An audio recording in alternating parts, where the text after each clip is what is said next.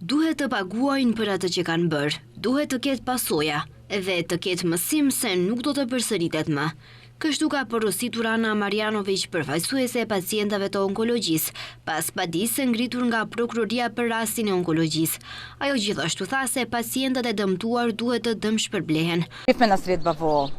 Ajo që është më rëndësi për pacientët në këtë moment është se tani në onkologji për çdo terapi biologjike vendoset në konsultim për çdo ndryshim gjatë mjekimit, për çdo zhvendosje nga njëri tipi terapisë biologjike apo imunologjike apo progresi i sëmundjes, diskutohet në komision dhe aty vendoset për hapjen e ardhshëm të terapisë. Ana Marjanović dhe Angelika Koleva, si përfaqësuesit e organizatës jo formale që i përfaqësojnë pacientët e onkologjisë, ishin në takim me prokurorin e lëndës së onkologjisë Ana Gogovska dhe prokurorin e Prokurorisë Themelore Publike Gavril Lubevskin.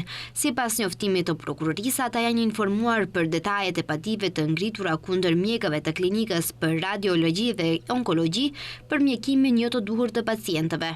Javën e kaluar, prokuroria bëri me dije se pas përfundimit të fazës hetimore ka ngritur 2 padi penale për 2 drejtorët e klinikës dhe për 3 mjek për trajtim jo të duhur të pacientëve dhe për marrje të terapisë jo adekuate, si dhe për dëmtim të buxhetit të shtetit mbi 2,2 miliardë denar.